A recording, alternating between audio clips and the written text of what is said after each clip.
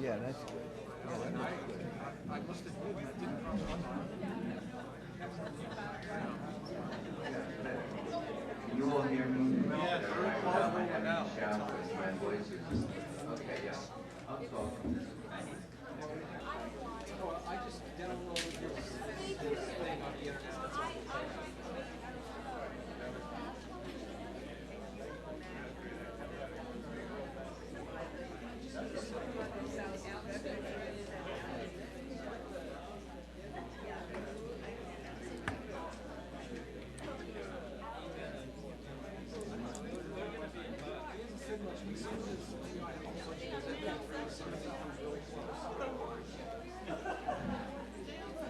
Good evening, friends. We will have a little bit more explanation about Activist San Diego at the end of our program. So I wanted to just make a few brief remarks. First, I wanted to invite Mansour to come up for a minute. Mansour has been very kind, and his work for KPFK Pacifica has been very, very important. And every time we have a really important person speaking here in San Diego, he comes all the way from LA to tape and to do all the work. So he just wanted to briefly explain to you what is happening at Pacifica Radio. Hi, I'll be very brief. I have a petition going around that, you know, the Excellency Radio from Tijuana's, it's on the same bandwidth as KPFK. That's why you're not getting KPFK signal. I have a signature, a petition for that. One, to get rid of the radio station, and two, to get a repeater for San Diego. So see me, or we get the flyer going on. Was that good? Yeah. 15 seconds. Thank you. Those of us who are familiar with Pacifica Radio know that it's our lifeline to sanity, and we need to do everything we can to support them and to get more people to listen. I wanted to also mention that Michael Parenti's book is here tonight for sale and for signing, and we are selling it at a very special price of $10. So, huh? Give them the time. Give the sign. Give them the title. Oh. The culture struggle, which is the topic of our discussion tonight, and this is Michael Parenti's latest book.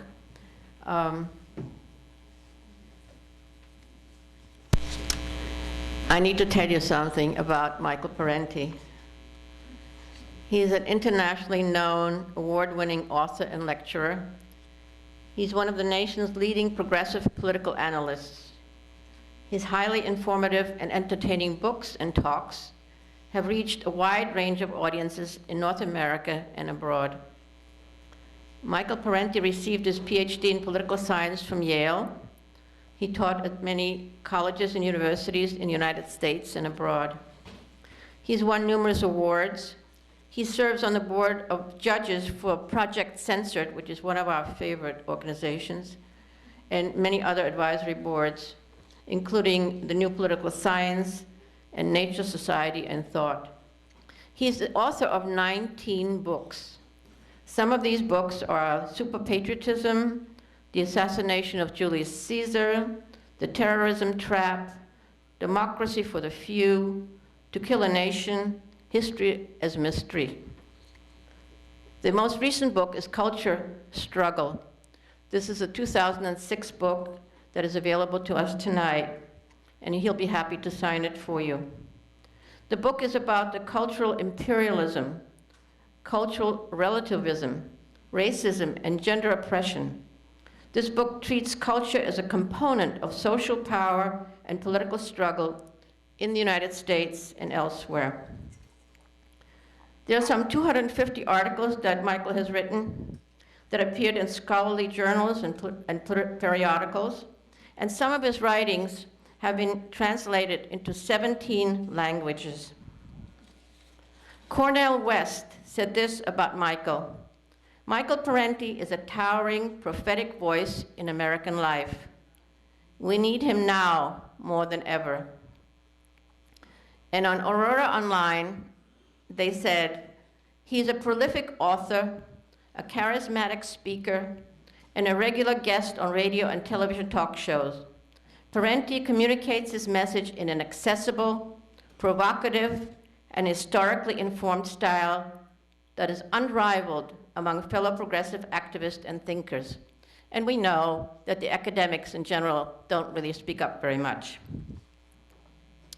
Michael, in his own words, reminds us that everybody's job is to speak up. He says, here at home and throughout the world, people are fighting back against forces of wealth, privilege, and militarism. Some because they have no choice, and others because they would choose no other course but the one that leads to peace and justice. And it's a great pleasure for me to welcome Michael Parenti.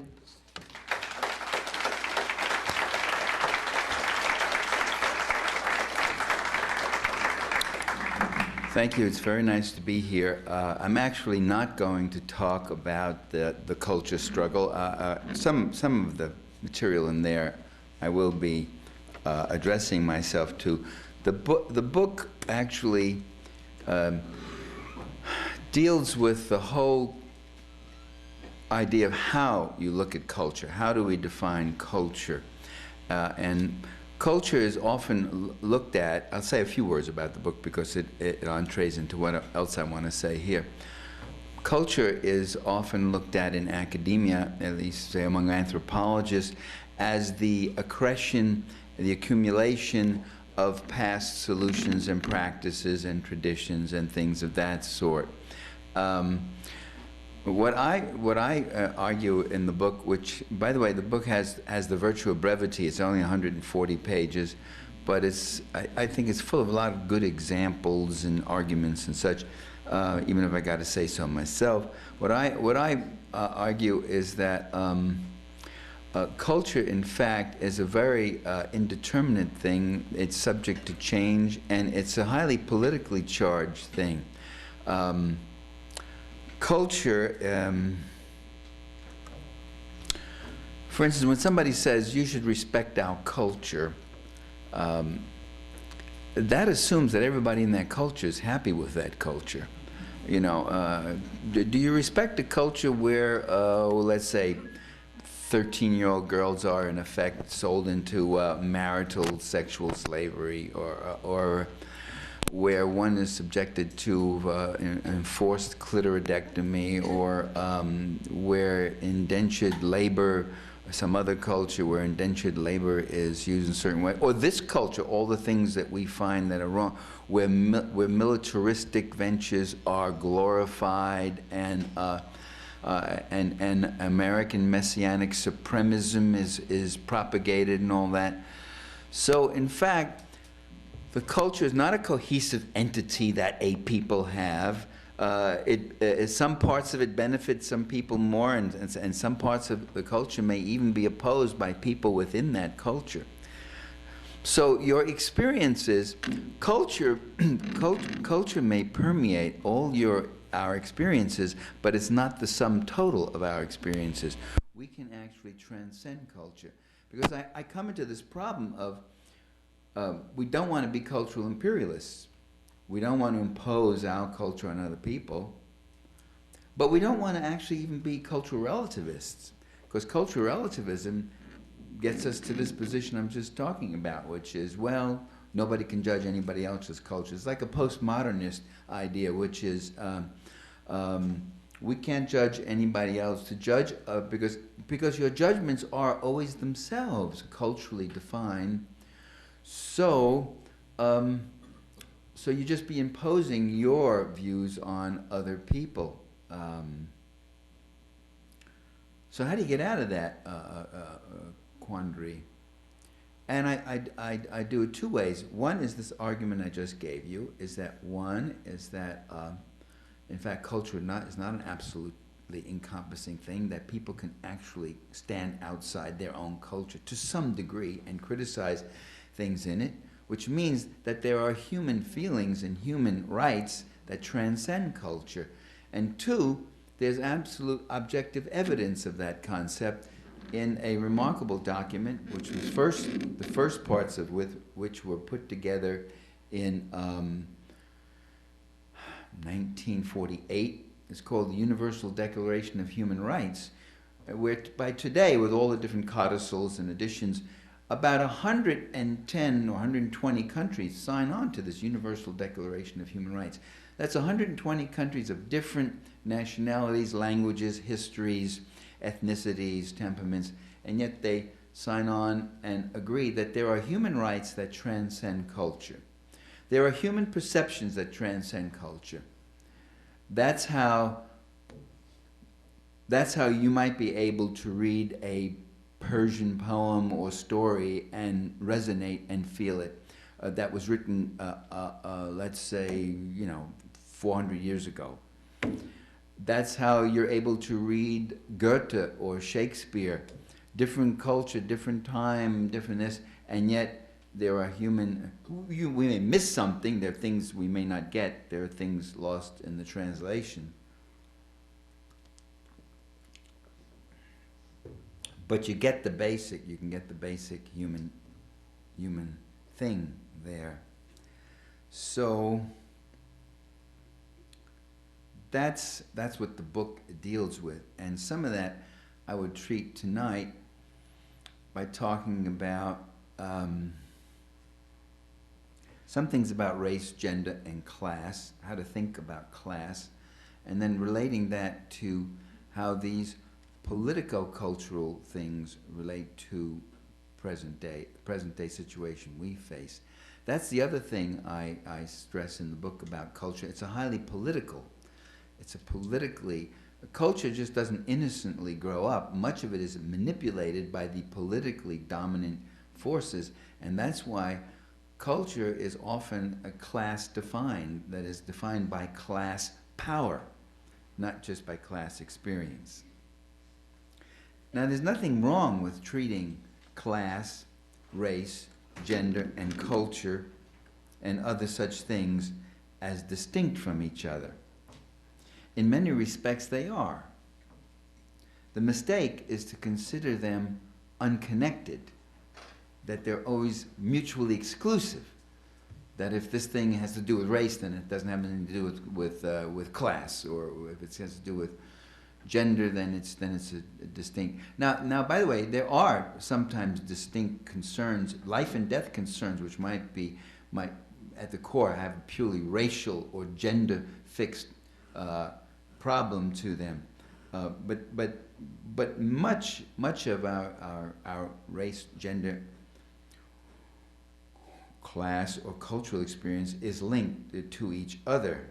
They're interrelated and may be part of the same overall systemic dynamic. Let's take class, because I do think it's the crucial factor regarding certain issues, not all issues. There are two ways of looking at class. Not class as such is not, and I'll tell you why, but class power is the crucial factor. It's very crucial for anybody who wants to urge people onward in their perceptions and criticisms in this society. Because in this society, class and class power are just about almost blotted out. You can show people a whole film about class power and they'll say, oh, I didn't see that. No, oh yeah, oh, now that you mention it or something. It's amazing how this will happen. That Americans, I'm talking about American intellectuals, are almost trained not to talk about class. So I want to talk about class because I still haven't been housebroken on this issue. There's two ways of looking at class. You can look at it as a demographic trait relating to lifestyle, income, status, upper middle, lower middle, upper, lower class, that sort of thing. There's another way of looking at class that's not just a demographic terminology, and that is looking at class as a relationship having to do with political economic power, and it's an interrelationship. So there's no such thing as a class. except in relationship to another class. So you can't have lords of the manor unless you have serfs. You can't have slaveholders unless you have slaves, to take the earliest of class societies.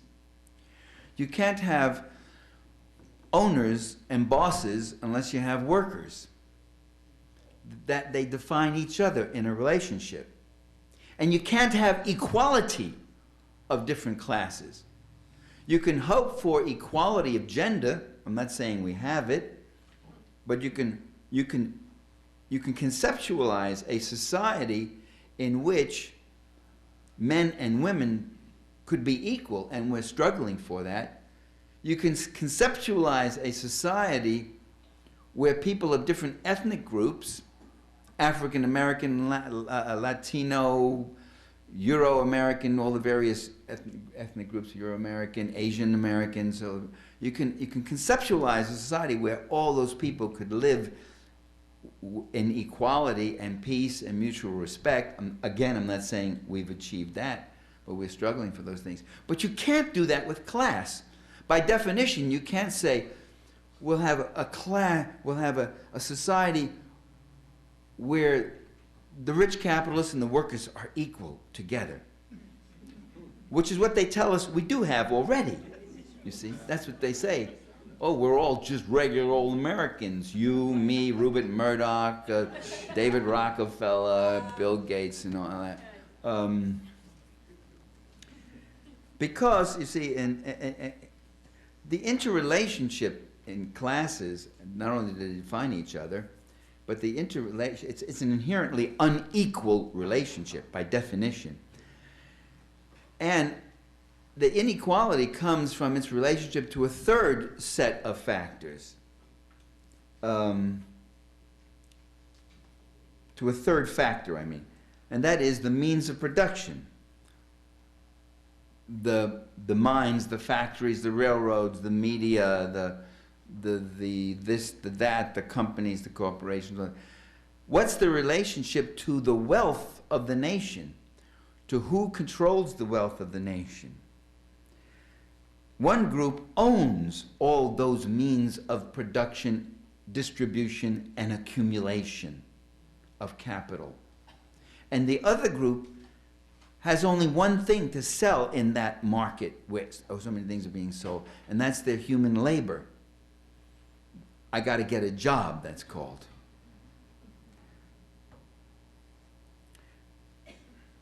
It has nothing but its labor, and it gets back much less than it produces. But again, by definition. As a boss, there's only one reason I'm going to hire you. It's so that I can make money off your labor.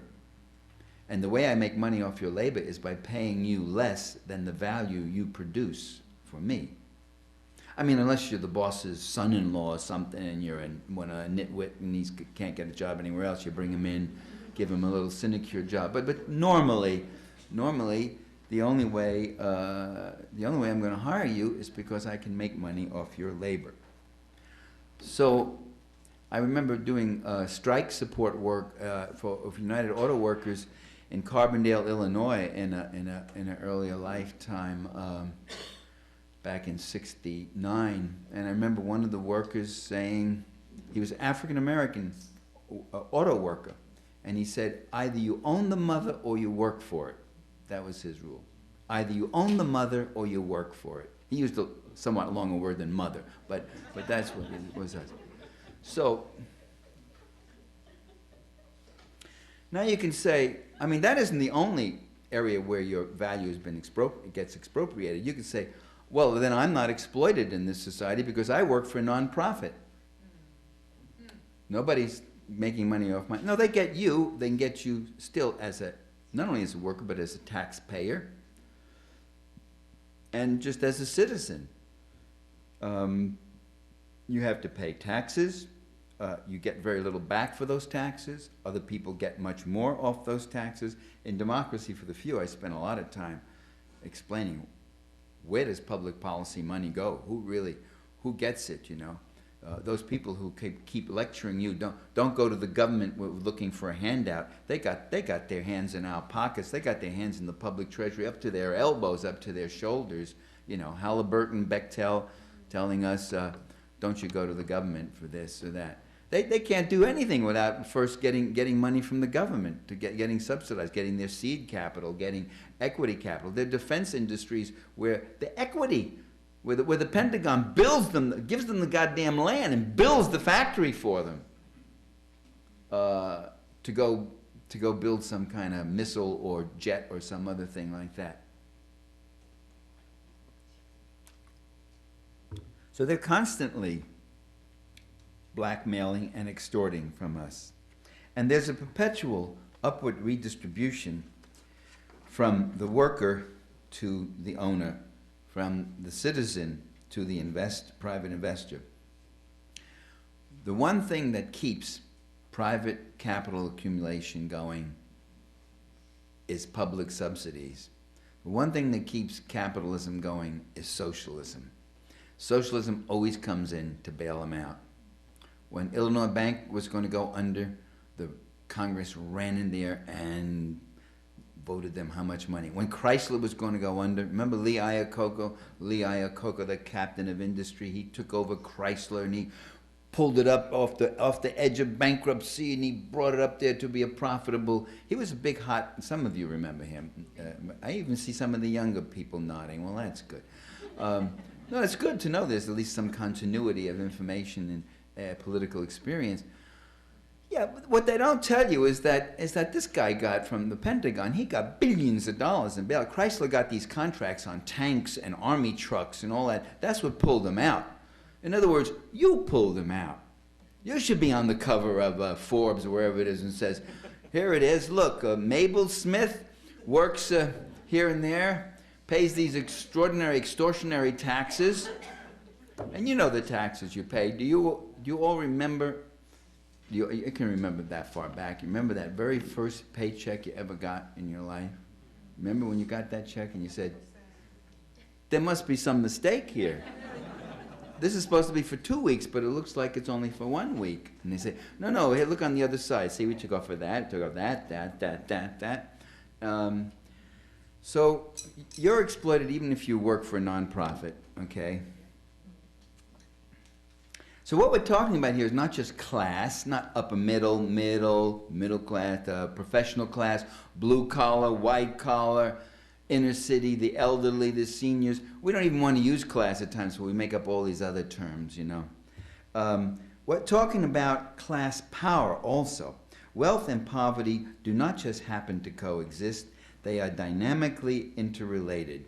Wealth creates poverty, and the labor of the poor create the wealth. You can't have rich people without having poor people. Slave owners couldn't live in that utter opulence that they lived on their big plantations and all that if they didn't have slaves who were working from dawn to dusk, and even after nightfall, and with lights, they'd have other chores they'd have to be doing, mending fences or digging a ditch or canal, something at night. They'd work them right into the night, work them every day, grudgingly sometimes giving them a few days off on Christmas or a Sunday off now and then. Lords could not live to the manner born without exploiting the serfs. Now, a slave and a serf, you can see where they're getting exploited. If a serf plants a crop and works it day and night, and then he's got to give half of this to the lord who doesn't do anything. Who doesn't do anything except go to cockfights or dog fights, ride horses, drink and wenching and having a jolly old time. That's the guy you're working for. And you know you're exploited when you got to give him half it. The worker doesn't quite know that because the exploitation is taken off very silently. It's in, as Marx pointed out, every motion of the machine or any working in the office. It doesn't have to be factory work. Some part of the value you're producing is being taken off. It's estimated that the average worker works for herself or himself from 9 in the morning till about 11 a.m. And then after that, you're working for your boss. Okay. Maybe it's a little late. I don't want you feeling too bad here. Maybe it's as late as noon. I don't know. The colonizer cannot gather wealth without exploiting and impoverishing the colonies. By the way, that's what empires are about. Empires are about making money. That's why people go to far-off places. That's why they've been doing this for thousands of years, literally thousands of years. You go to the place not because you just want to put the flag in there or because you want your nation to have some kind of glory. You go because you want to make money off the labor and the resources that are in that country. That's what empire is about. Empire is about the ruling elements in one country expropriating the land, the labor, the natural resources, the wealth that's in the ground, the minerals, the gold, the iron, copper, tin, whatever it might be, and the markets of another country. And what that does, when you keep working on people and you keep taking the stuff out, it leaves them poor. It leaves them very poor. So the third world is not underdeveloped. I never did understand that term, underdeveloped. And it's not developing. They're calling them the developing nations. That accepts underdevelopment as an original condition. It's maldeveloped. It's overexploited. These countries are poor because they've been ripped off for 400, 500, 600 years. Let's take racism. Let's move to that. Discussions on racism usually fix on attitudes. Bill Clinton, you remember in his last year, he decided he was going to deal with racism in America. And what did he do? He had these highly publicized things. He sat down with a white family here and a black family here, and let's just talk, folks, like this is where the problem is at. And some of the problem is there. People feel this bad way, and we got to cleanse their hearts and minds. But we should also keep in mind the larger system of power and interest that sustains racist attitudes. That's why we should speak not only of attitudinal racism, but of institutional and systemic racism. That is, an institution can be racist in effect, even if its officers claim no such racism in intent.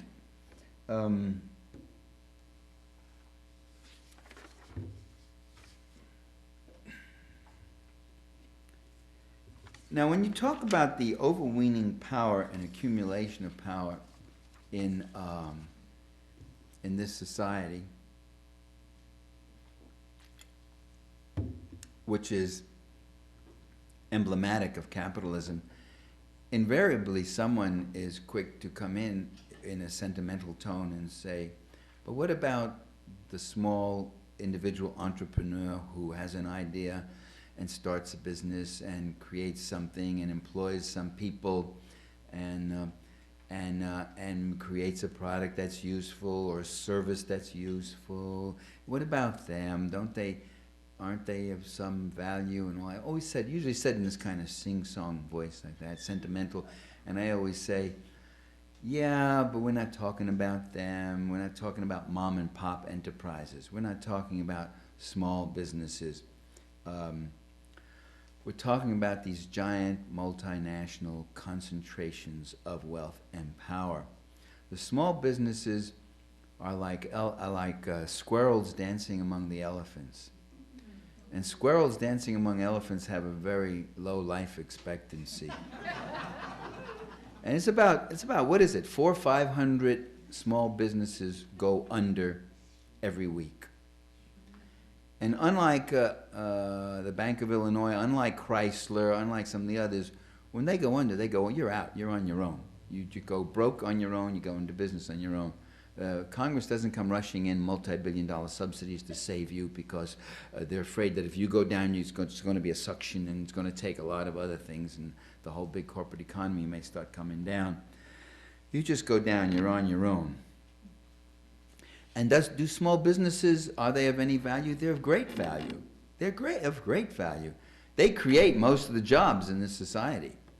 If you look over the last 20 years at the Fortune 500, the big corporations, between downsizing and outsourcing and cutting back and all the other stuff, you add that in against whatever new things they've started, and the net gain in jobs is about zero. Almost all job growth comes from small and middle-level businesses and the public sector.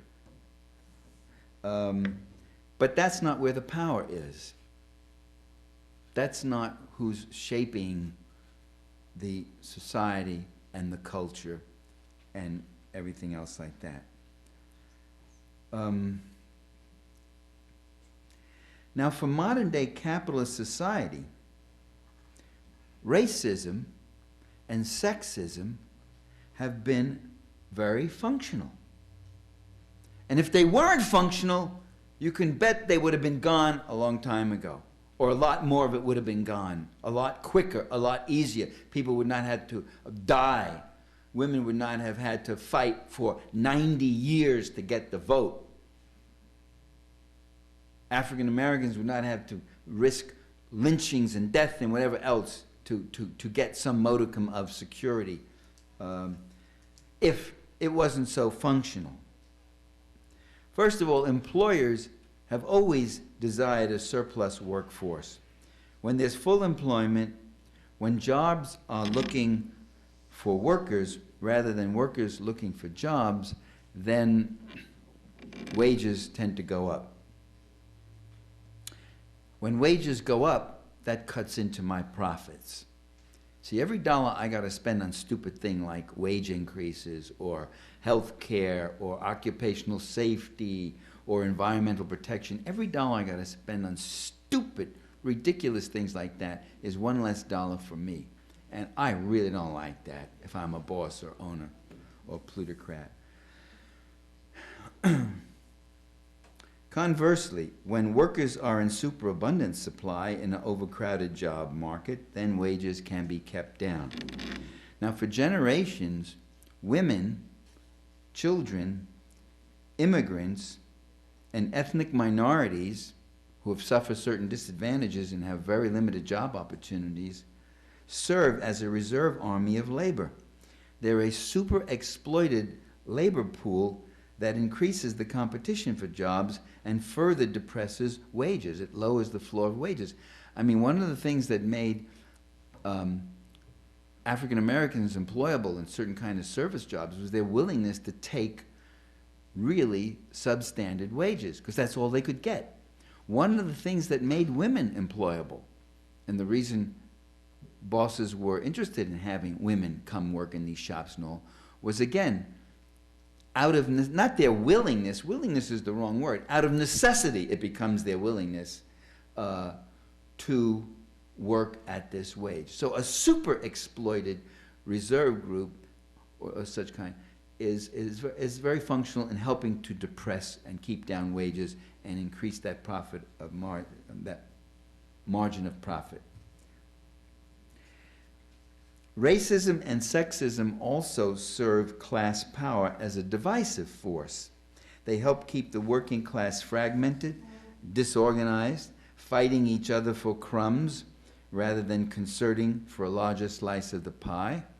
And the most successful unions have been the ones like United Auto Workers and others, machinists, others, that have overcome the racism in their ranks and get black and white and whatever other groups together so that they could work with unity and have an effective impact.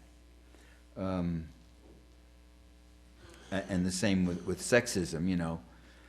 Busy beating your wife instead of organizing to beat your boss, which is what you really should be doing, and directing your anger and energies toward.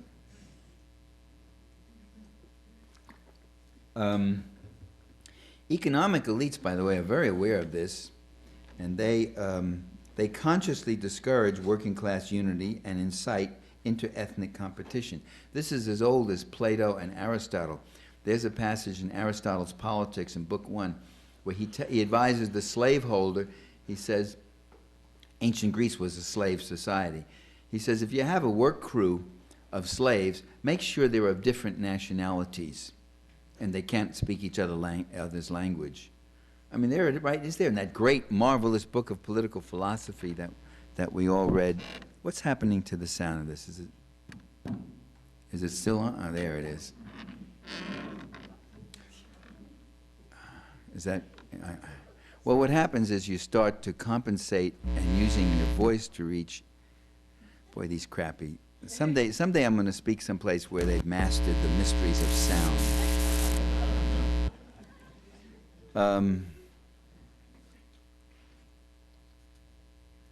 In the late 19th century, early 20th century, work crews in mines and factories also had the same problem, namely that they could not, or they would deliberately mix the nationalities. They'd have a Hungarian, a Pole, an Italian, whoever else, all these different immigrant groups, working them, deliberately mixing them up so that they did not get along or they did not understand each other, and that was what's happened to it. Let's see, it's the button was, there we go. I think accidentally you jumped. Yeah, is that better? All right. Oh, when I move that, is that it's got to be up Yeah. as far. Is that on now? I don't know. Yeah, I don't know. I want to point out that racism has to be taught to people. That in 1600s in America, you had indentured servants, Native American Indians, they were called Indians mistakenly, and Africans, African slaves here, runaway slaves. They would actually form communities, all three groups. They often were working under the same miserable conditions, and they developed friendships. They even, God forbid, they not only fraternized, they even intermarried. So what you had to do was teach people to be apart and to be separate, drive these wedges and put little pictures in their heads of fear and division. To illustrate how culture is used as an instrument of social control, there we are. I finally got it. But I dare not move a quarter of an inch away. Otherwise,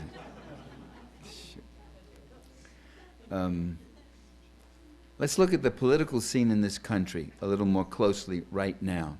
Because what we're seeing is a plutocratic resurgence, a reactionary force that's in power right this time. They're not conservatives, they are reactionary. A conservative is someone who resists any kind of social advancement and social change because he wants to maintain his, conserve his existing privileges. A reactionary is someone who wants to roll it back and make things, roll back the existing egalitarian advances and victories that everyone, and that's their outspoken, if slightly disguised, goal, to get us back to 1890. Now, the conservative class uses culture as an instrument of social control. The conservative plutocracy, plutocracy means ruled by the wealthy, is keenly aware that it's vulnerable on class issues. After all, its class agenda really only serves the interests of about really, ultimately, about a fraction of 1% of the entire population. Its class agenda is diametrically opposed to the needs and interests of the vast majority of the people in this society. People in George Bush Sr.'s presidential campaign, not Jr., not George W. Bush, but Herbert Walker. George Herbert Walker Bush back then, when he was running for the presidency against Michael Dukakis of Massachusetts. Remember that miserable performance by Dukakis? They said, I think Lee Atwater said it too. Now this is 20 years ago. He said, if Dukakis had played the class card, we would have lost. But he never did. The Democrats are terrified of the prospect of playing the class card. Because their greatest fear is being found too far out left. So they're always sucking up to the middle, to the right, and moving in. Oh, they're always saying, you see them on those talk shows, so, well, we don't differ that much. Well, we agree, really. We really have a lot of agreement here, blah, blah, blah. You never see the reactionary saying that. He's never saying, oh, we agree. Oh, that sort of thing. Oh, I'm on your side. We're really on the same side. You know, that sort of thing. Dukakis couldn't done. He didn't do that. He spent the whole goddamn campaign talking about his leadership abilities. I believe in leadership. I'm going to bring leadership. And everybody's saying, well, you talk about what's on everybody's mind, the issues, the problems we're facing, and all that. So he never played the class card. Meanwhile, the Republicans played the Willie Horton card, soft on crime. They played the Gulf War card. They played the abortion card. Not the Gulf War, that started later on, but they would play the threat of terrorism card. They were playing all that stuff back then, too. The reactionaries, they hit on two tactics.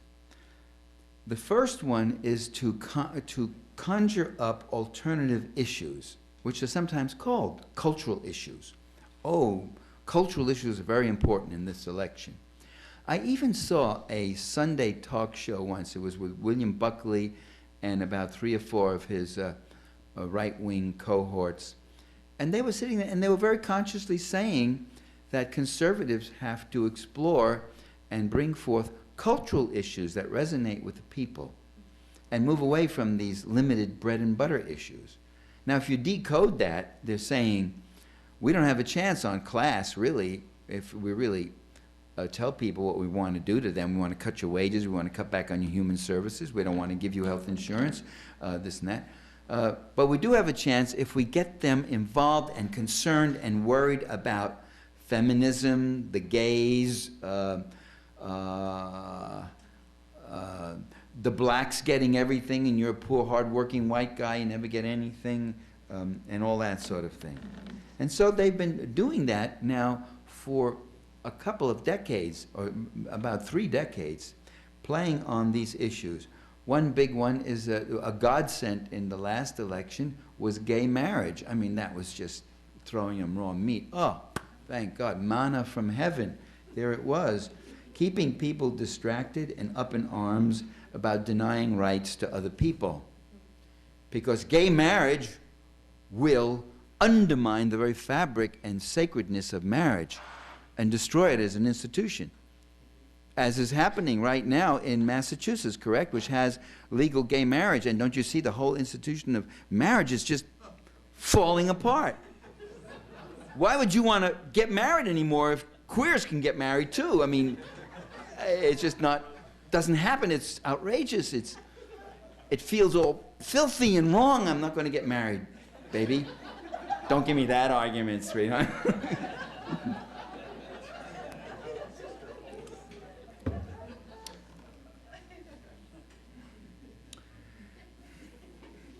Flag burning. There's another burning issue. Congress, the U.S. Senate, right, just a few months ago, almost passed a resolution to start the constitutional amendment process to make desecration of the flag a felony, put it in the Constitution. And that's an urgent issue there again. I mean, most of my clothes are singed by these flag burners. I can't walk down the street without flag burners doing it. I was at the airport and some guy was burning a flag. It almost killed several of us, right? Don't you live in constant terror and fear of these flag burners all over the place? I mean, this is an issue that we have to wake up America about. The importance of it is something. Well, abortion, that is an important and a real issue. Do you know? But that is the perfect example of the manipulative agenda that is being used. If anybody says, oh, what, you got a conspiracy theory? You think they really deliberately propagate these issues and all that, you know? I say, okay, they don't really deliberately propagate these issues. They just seem to propagate these issues continually, incessantly, without relief, okay? Now, whether they intend to or whether they do it in a fit of absent-mindedness, you choose, you choose. But 30 years ago, 30 years ago, conservatives and right-wingers were for abortion.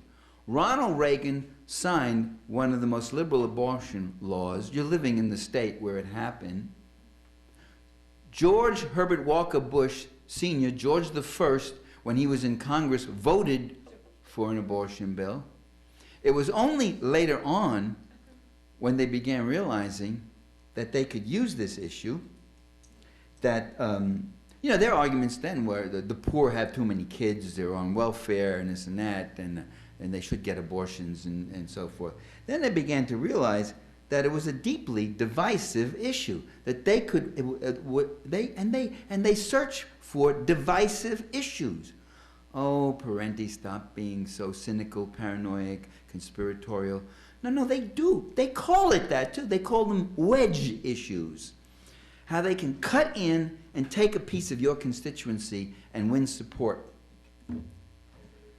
And that's what they did. They discovered that it's a lifestyle issue, that many middle Americans resented the new liberality, the sexual liberality, the idea that women could have birth control, that they could have sex without the responsibilities of pregnancy, or when they get pregnant they can get an abortion, and that sort of thing. Catholics who were heavily Democratic voters in those days, they felt strongly against abortion, and as did poor white Southern fundamentalists. So abortion suddenly became a holy crusade. Suddenly these people were getting up and talking about their concern for human life in the womb. You know, they should say about Ronald Reagan, he was concerned about human life for the first 9 months. After that, he cut the women's infant children feeding programs, he cut, you know, family assistance, he cut school funds and all that. He didn't care about human life once the fetus was born. Only when it was in the mother, then it was a sacred, hypocritical issue.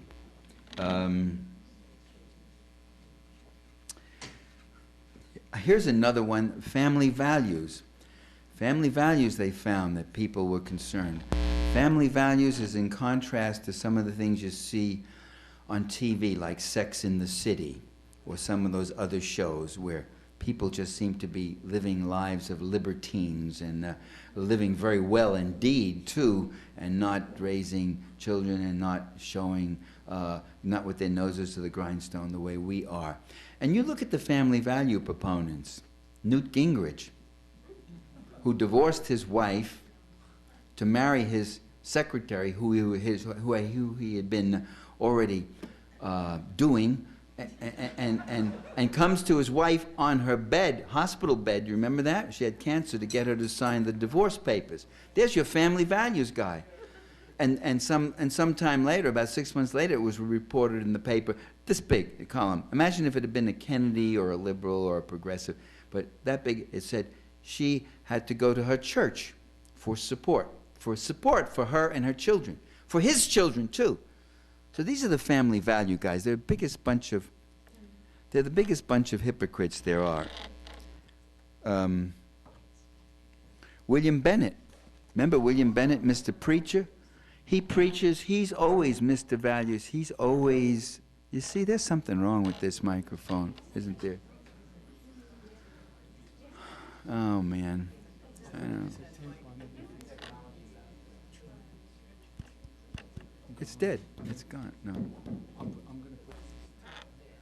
A piece of tape where? That's not the button. I don't think that's the button. I'm going to have to talk like that. You see? This is, when they check the sound, they go like that. Checking, checking, checking. Yeah, this works. This is playing. It's fine. But nobody stands like this and talks. Even there, it's slipping away. All right. Family values. William Bennett. William Bennett constantly preached to us, constantly, tirelessly, annoyingly preached to us about self-control, self-commitment, self-development, self-reliance, about sobriety, that this is a society of self-indulgence, and people and educators and all that should learn discipline and all these. It turns out what? He was a gambling addict. He lost $9 million in Vegas. He was those high rollers. You ever go to Vegas? I like Vegas, I must confess. I have friends there. I visit them once in a while. And I also speak at the local community college. So, but you go in some of the casinos, you have the high roller. It's a separate section. You go up a couple of steps, it's got a little banister, and you can see these guys in there. And you can't get in that game unless, like, you're open, you pony up $1,000. You're opening, your lowest minimum is $1,000 a roll or something like that. And people sit there, and you know what those high rollers are known as? And William Bennett was one of them. You know what they're known as? Losers. That was the term used. Losers. And he lost $9 million. This is the family values guy. Dan Burton, Republican of Indiana, is my favorite. Dan Burton was a heavily family values guy. He fought against legal abortion. He fought against all sorts of things, gay marriages. He fought for the Christian family, he called it. Family values. He had a wife, he had 3 kids, and he also had a payroll with a lot of other young ladies on the payroll whose jobs and tasks were very hard to define or trace. One of them, in fact, he set up in a house back in his area back in Indiana, which he said was his home office, although it was outside his district. And so he had these women in his pay who helped him with his, family value. He was a real paterfamilias, Dan Burton. The whole staff was one big happy family here, it seemed like. And about the time Burton's story, but he's still in Congress, by the way. He's still in Congress. The hypocrisy is exposed, but they're still there. There's a double standard there. If you're a conservative, you can get away with much more, usually. Then the story about that time came out that there were male prostitutes paying visits to congressmen on Capitol Hill. Male prostitutes, the different congressmen were indulging with male prostitutes. When I heard that story, I was shocked. I was disgusted and repelled. It really lowered my opinion of male prostitutes.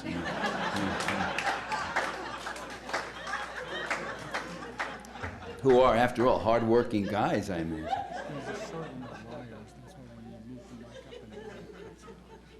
Okay, I mustn't move. All right.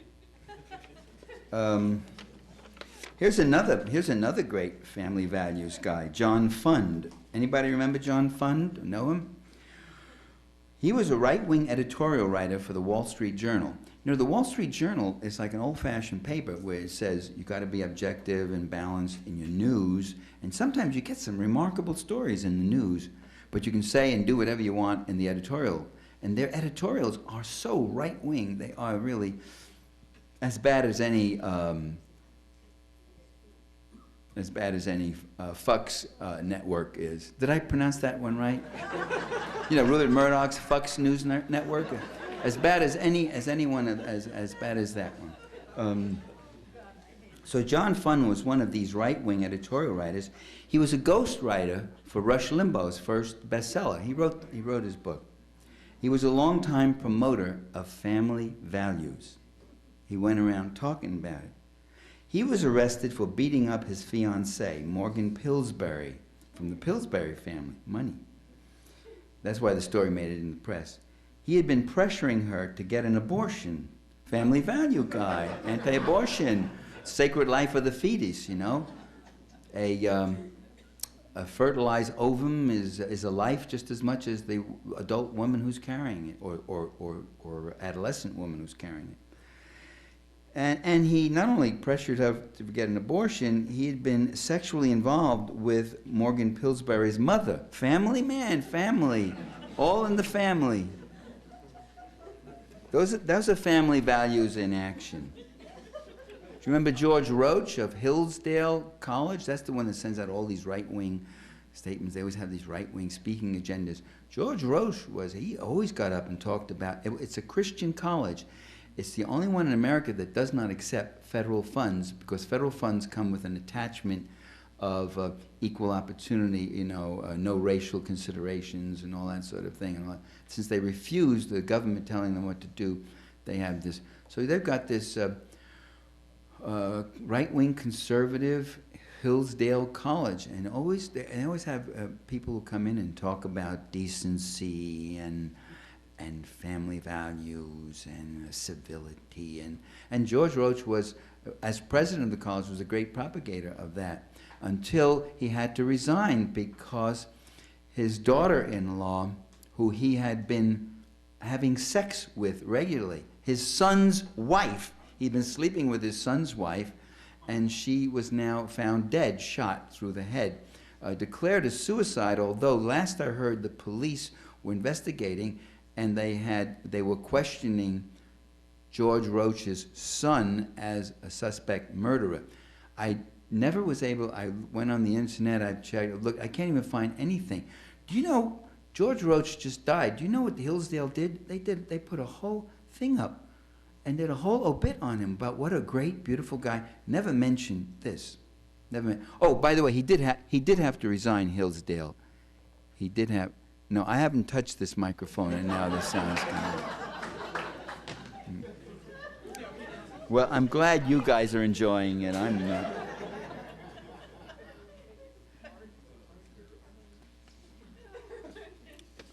The second tactic of reactionaries is to, let me just see if this one is still alive. It might be a little bit.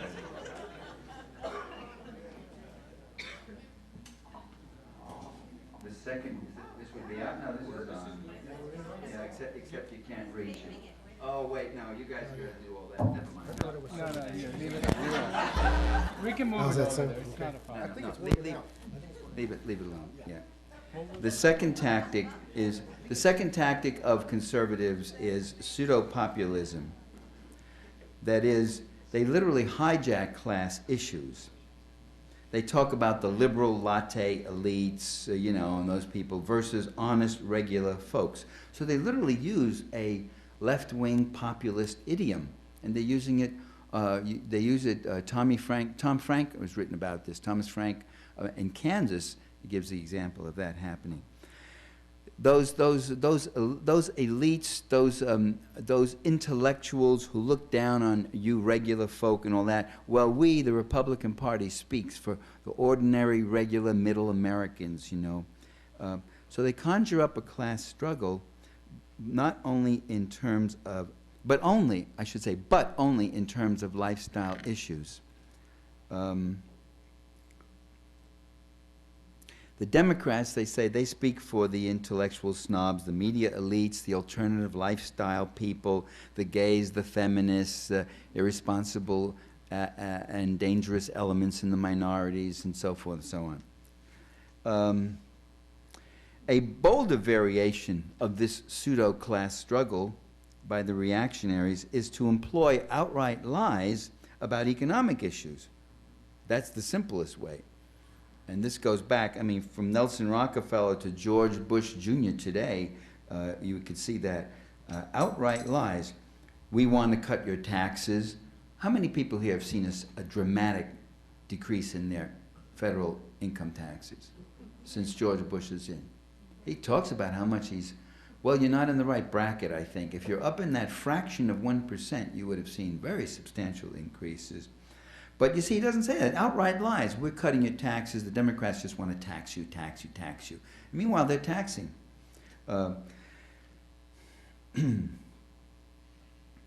We're for working families. Yeah, and they cut assistance to family. Family assistance programs have been cut. You get a better deal from us, less inflation, less wild spending of your tax dollar. These are all false. All false. There have been record deficits. Inflation is there. Real wages are not keeping up. Wages not keeping up with inflation in the last 5 years. NPR radio, I heard this, a statement made by a commentator not a few years ago. Quote, if you remove fuel, food, and housing from the equation, there has been very little inflation in recent years. You remove a few more things, and inflation disappears altogether. But that's a very interesting mode of analysis, isn't it? I mean, how far can you carry that? Can you apply that in other areas, that kind of mode of analysis? If you don't count the last 15 years, none of us have aged that much.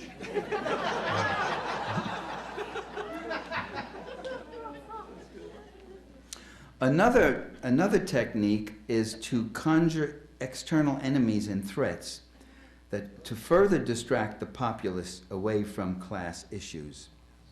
9/11 was a godsend. 9/11 was almost too perfect.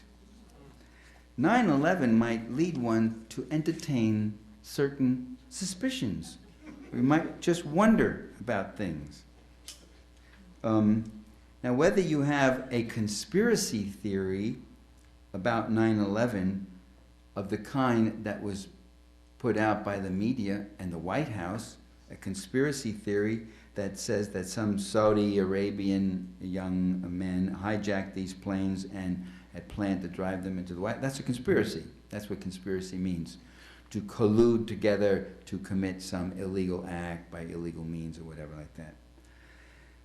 Either you have, whether you have that conspiracy theory, or you have another conspiracy theory that it was an inside job, a false flag operation, like Tonkin Bay or the like, the sinking of the Maine, whatever, to create a casus belli and an international crisis and to get the people excited, frightened, and rallying around you. You must allow that 9/11 did serve the reactionaries so very well. And in their plan, in their secret plan called Rebuilding America's Defenses, I am only one of about 11 million people who got hold of this plan. It's right there on the internet. You know, when people say to you, what, do you got a conspiracy? I said, no, what conspiracy? Well, you're ascribing to them these intent. I said, I'm not ascribing anything to them. It's on the goddamn internet. It goes to Project for a New American Century, and they published a thing, and they said, the American people are not going to go along with an agenda of perpetual war as we want, an agenda of global wars and such, so that the U.S. can maintain a superpower position, unless they are driven into it by some catastrophic danger like Pearl Harbor. They said that. Well, you must allow that it served the reactionaries very well. And Project for a New American Century is not just some obscure group. You know who were members of it: Dick Cheney, Donald Rumsfeld, Paul Wolfowitz, Elliot Cohn, Elliot Abrams, Jeb Bush, Richard Pearl, all the people you love. Yeah. And they were now in power. Well, at the very least, I would say this, at the very least, if you don't want to get into all the 9/11 stuff, at the very least, you got to say that the evidence very strongly suggests that the administration knew something was up. What I just said, I realize as I said it, is an incorrect statement. It doesn't suggest, it states explicitly. The August 6th memo that the CIA sent to the White House stated explicitly that a terrorist attack of very serious scope was coming. And you remember Bush's response? I saw him, I listened to him on TV. He said, yeah, they told us there would be an attack, but they didn't say when, or where, or how, or why. Excuse me, are you the president or something? So what? So you went to Texas for vacation? Are you the president or something? You only act when it's served to you on a platter and the exact time and date with photographs and whatever else is provided? Don't you start doing things? Don't you put people on alert? Don't you at least tell the airlines? And they didn't. He didn't even alert the airlines, didn't even alert airports that there might be something coming up. And as a matter of fact, they did tell them where, when, how, to some degree. They said when. Soon. They said how. It would involve hijacking passenger planes. They said where. major metropolitan areas. And they even said who. They said Al-Qaeda, whatever Al-Qaeda is. Where is Al-Qaeda these days? Why aren't they? That's the real mystery. Why aren't they doing more of these things? It's an odd thing, isn't it? Funded by the CIA. Isn't it? The conjuring of external threat also allows for a war against Iraq. I say allows for because, again, Project for New American Century had targeted Iraq and said we should invade and occupy Iraq. That was something that the Bush Jr. administration was dedicated upon, talked about doing and wanted to do before 9/11. But Iraq is a disaster of policy. Iraq, you can't say that helps the interests of the empire. Well, is it really entirely a disaster for the guys at the top? Multi-billion-dollar contracts to Halliburton, Bechtel, and over 100 other corporations, an immense source of profit and accumulation for corporate America, a single greatest bonanza for corporate America in generations, since the last war maybe, I don't know. All compliments of the US taxpayer. Iraq, the war, also rallied public opinion around the flag. This was a guy who was already down to 45% ratings on September 10, 2001. His ratings were like down here. And suddenly public opinion rallies went up. Support for him was up at 90% or 80%, whatever. Rallying around the flag. Your country is under siege. You're an American, patriotic. We're going to win. We're going to survive. We're going to fight. And that flag is wrapped around the president. So you conjure up external threat, support our troops, defend our homeland, and you hand over more and more power to the executive component of the state. Iraq also issues in the whole era of perpetual war. They use that term. Not a president who says we should long for peace, we should explore to see how we can propagate peace, but a president who talks about war. Do you recall his speech at Annapolis graduation this past spring when he said to the midshipmen, he said, I wish I'd written the speech down, but I thought of this on the plane coming over, but he just was so up. He was saying, our technology, our defense, our military technology is getting better and better. Future wars are going to be fought with more precision, fewer casualties for us and fewer casualties for the civilians, and with greater success and more lethal power, and you know, like whoopee for war. He keeps referring to future wars. When he started the war against Afghanistan, he said, this is the first war of the 21st century. The first war, like he's anticipating a whole series of wars. And he would. If the insurgency in Iraq didn't have them pinned down and with their backs to the wall now, they would be in Iran by now. They would have taken Syria by now. And war means record profits, record contracts, record military budgets. He's expanded the military spending by some 50%. That's an incredible climb. War prevented Iraq from converting its reserve currency from dollars to euros, which Saddam Hussein was threatening to do. If nations no longer accept the US dollar as the reserve currency, that could bring disaster for US trade and imports and for the dollar itself. The US will be stuck with hundreds of billions of these paper dollars that nobody wants anymore. This could bring everything down. Iraq's economy has been totally privatized, except for oil, which is still nominally government owned, but the oil is being taken out by British and US companies.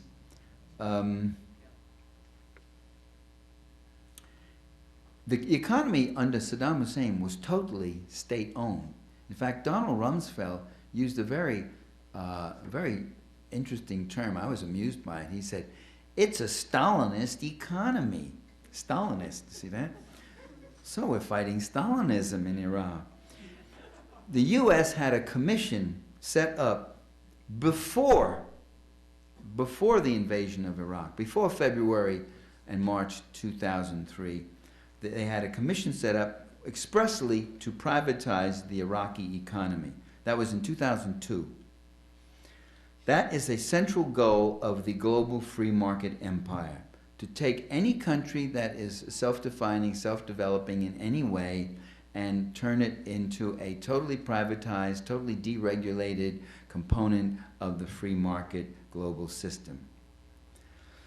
It doesn't mean they've privatized the economy, that they've gone in and built a consumer economy. I mean, you don't have McDonald's and Starbucks in Iraq now. I mean, you don't even have utilities, private utilities going on. I mean, the whole thing is a shambles. So they haven't built the alternative economy, but they haven't built the privatized economy, but they destroyed this alternative one. And any country that tries to use its land, labor, resources, and markets outside of the global free market system is going to be targeted. And its leaders will be called thugs, and will be called enemies of the U.S. and hostile to us and all that. Any country does that, and they will be targeted. And the people in their fear will rally around their leaders to save them. U.S. intervention in Iraq also wiped out all the oil contracts with Russia that Saddam Hussein had set up with Russia, China, France, Italy, and a few other countries. The U.S. and the British are getting the oil. Seems like old times, like 1957 again. They're only taking out about half as much as they could potentially get, and some of that is because the oil lines get blown up, and and that sort of thing. But they're still getting it. They're getting it, and by the way, they're not even marketing much of that. They're keeping it off the market. That's often one of the things they want to do: keep it off the market, keep the oil supply scarce, keep the prices up. Prices now, as you know, are down, and they're guaranteed to stay down at least until November 7th. Election day, after election day, you can hold on to your wallet again. And finally, the occupation of Iraq, had it gone right, it would have established a strategic place in the Middle East. It would have wiped out, it did wipe out one of Israel's potential opponents. I say potential because Saddam Hussein, who was a ruthless killer and a murderer and was put in by the CIA, a fact that the media has total amnesia about. Everybody in public life has total amnesia that Saddam Hussein was CIA during the most murderous, torturous, brutal part of his career. He was working for the CIA. But not a word of that, not a word of that now. But he also showed sympathy for the Palestinians and all that, and probably gave them funds and all that. And when I was in Baghdad, I stayed at the what's it called, Hotel Palestine. So that's all gone. And Iraq, Iraq is a hub. If you look at the map, it borders the most important countries in that area: Iran, Saudi Arabia, Kuwait, Turkey, Syria, Jordan. Right there, you got the control of that. You got a lot of leverage, and you got a lot of points, attack points or whatever. Now, all of that explains why the U.S. went into Iraq, but not why they're staying. I mean, I think some of it does explain why they're staying. I just had this discussion with my son today. He just got back from Afghanistan. He said, well, why are they staying? And now that I think about it, well, that does, because the contracts are still coming in, the military spending is still coming in, and all that sort of thing. But the other point is they really are stuck now. They are faced with a policy that is failing desperately.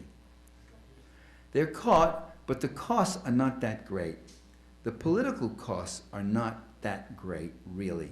It's still a rallying point. It's still their theme, which is terrorism, and the only reason we're not getting attacked now is because we're still pursuing it there. We got to stay the course. They're going to hang on indefinitely. There's no massive peace movement and resistance. they're losing 10, 12 soldiers a week. Richard Nixon lost 110 a week. That's when it was a problem. And there were hundreds of thousands of people out on the street. Look at Afghanistan. It's entirely a failure as an undertaking. It is really done. And you remember the Republicans, just when they had that debate in the Senate about getting out of Iraq, one after the other on message.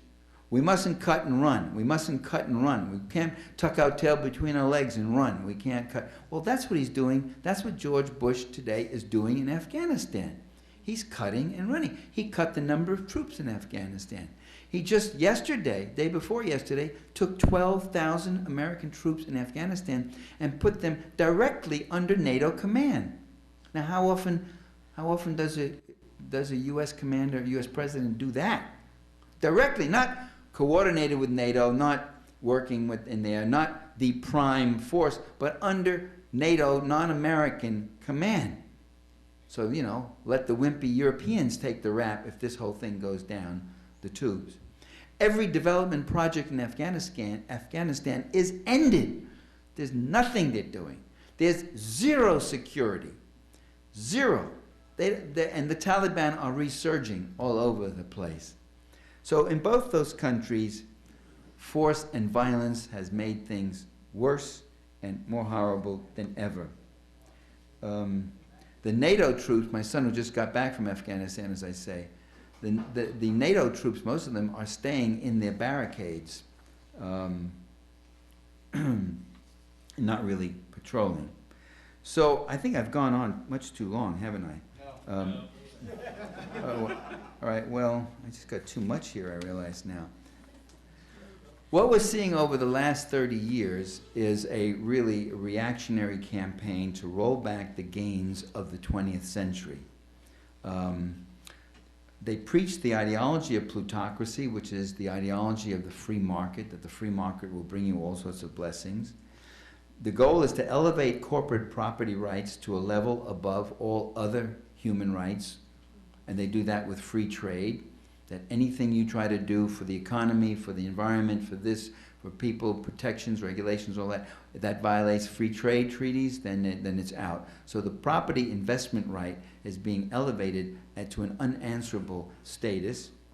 They've made liberal a dirty word. They developed an ideological reactionary mass media networks,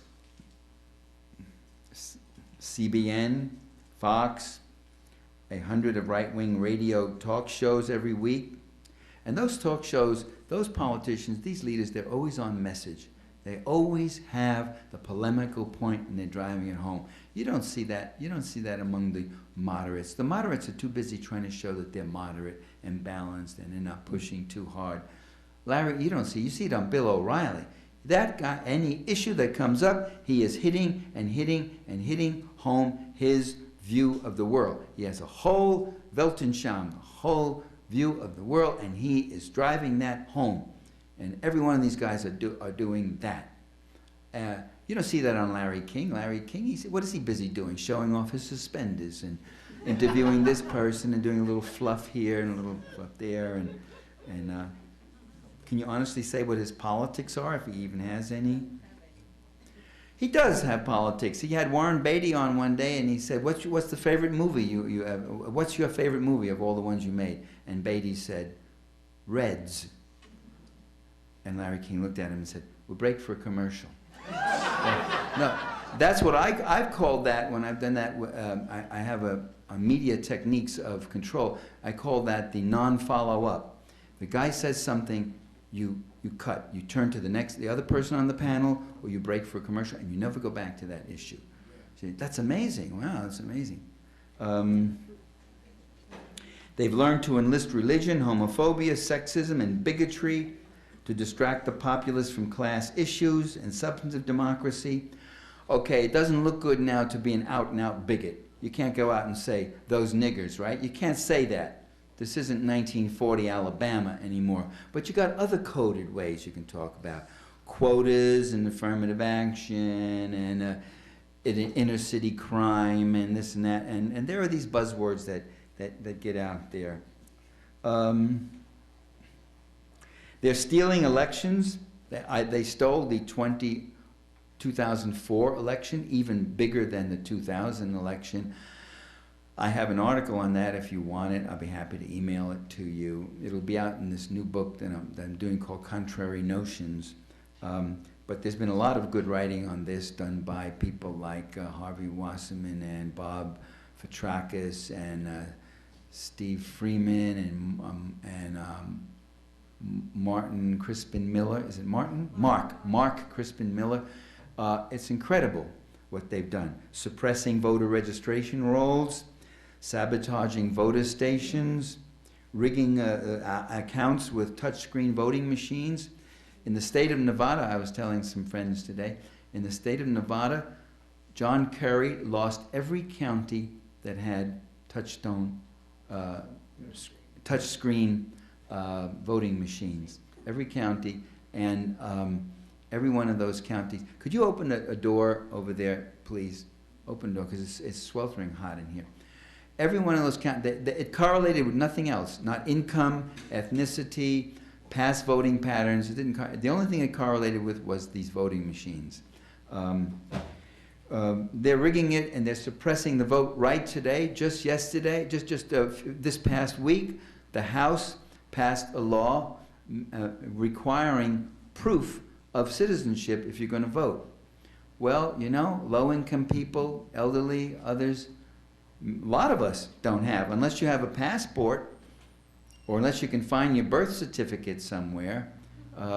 This is another thing. It's a constant struggle to get the vote. And they do this, again, under one of these false issues, that burning issue of voter fraud. Don't you know, how many of you know of at least 7 or 8 people who have fraudulently gone and voted where they weren't supposed to vote and were not qualified to vote? Raise your hands. Come on. Oh, bunch of lefties or something. Cameras, please note, no hands went up. Okay. What we need to do, and let me end here, is become increasingly aware of what is happening, increasingly link events to polemical points, see the political dimensions, be on message ourselves, rather than diluting the message. And I'm always, all my life, I've had people sidle up to me telling me to dilute the message, especially when I was in academia. Oh, dilute your message. Say less so that you'll reach more people, or, you know, you won't get too much flack and all that. No, don't dilute your message. Press it with militancy, with dedication. Cross all those lines. Cross those parameters of respectable opinion into unrespectable opinion. The major media pretty much belong to conservative forces. Let me prove that by just a question. Did everything, the things I said tonight about imperialism and class, have you ever heard any of that on CBS, NBC, ABC, or Fox News Network? Or any of the other fucks that were involved in the media, mainstream media? Have you ever? Yet reactionaries do believe that the media are liberal. First, that's a way of keeping the media on the defensive. Keep accusing them of being liberally biased, that keeps them on the defensive, and they're constantly leaning over, like all liberals are doing, sucking up to the conservative. Oh, you know, no. Oh, well, let's hear from you. No, I understand what you're saying. Yeah, well, you got something in what you're saying. You never hear those other guys saying that to us. And second, they really do feel that way at times because the news does report things that are disturbing to them, like the war in Iraq and all that. Because the problem is that reality is radical. So when the news gets a little piece of reality right, these guys on the far right see that as liberal propaganda. Why do you have to discuss that? Why do you have to have that? Why do you have to report all of these American soldiers who are being killed in Iraq? Do you see reports of the American soldiers who were killed in Iraq on Fox? No. They don't. They love the soldiers. They support the soldiers, but they won't report how many have been killed or maimed and all that. Why you want to do that, liberal media? You want to do that because you want to provoke, because you want to propagandize, and you want to make George Bush look bad. You see, it's a liberal media. You're not being objective by reporting those things. And they convince themselves quite honestly of this. But see, it really is true that reality is radical. It really is true that real wages have remained flat or declined. That's not a liberal or leftist argument or polemic. That's a fact. But when you report it, they see you as polemicizing and not being objective and trying to badmouth the economy and drag it down. It really is true that the major tax cuts went to the super rich. Big cuts for the big people and little cuts for the little people, if any.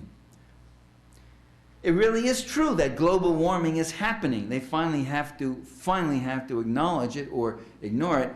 But again, they see you, what is all this global warming? What is it all about? What are you distracting people with that concern for? You see, they conjure up fears and threats in us, but they themselves are not afraid of the things they should really be afraid of, which really are dangers. It really is true that 45% of Americans do not have health insurance. And if you don't have a health insurance and you can't pay for health insurance, that means you can't even afford a doctor. And if you can't afford a doctor when you're ill, you have real problems and real troubles. And one could go on. So we mustn't retreat from that message. Let's educate ourselves, propagate our message, organize, agitate with uncompromising militancy. Thank you very much.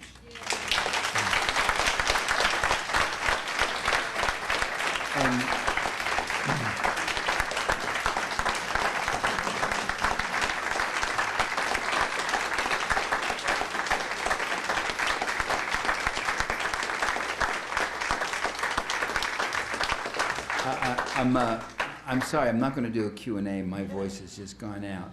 So, I mean, for $5, what do you want? But he is going to sign books. I will sign books, yeah. Thank you, Michael.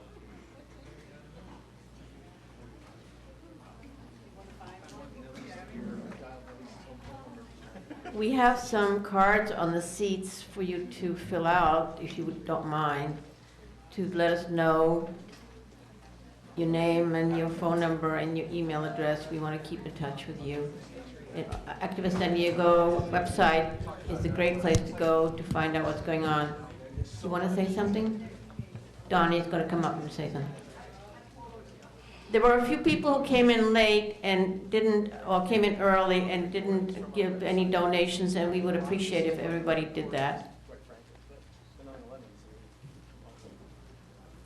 Yeah, I just want to say Activist San Diego sponsored this event, and we appreciate everyone's support. And go to our website. The website is set up actually so that the community itself can post their own event so that we don't have to do it for you. So if you're having a potluck, if you're having a demonstration, or another meeting where you have speakers, you can go to our website and register. It's free. There's no, you can remain anonymous if you want to. And you can register on our website and then post your own event. And then you can re-edit your event and log in with the same name and password each time. We also have a newsletter that goes out to, I believe it's a couple thousand people right now, weekly. And we appreciate your support. And thank you for coming out, too. Mm-hmm.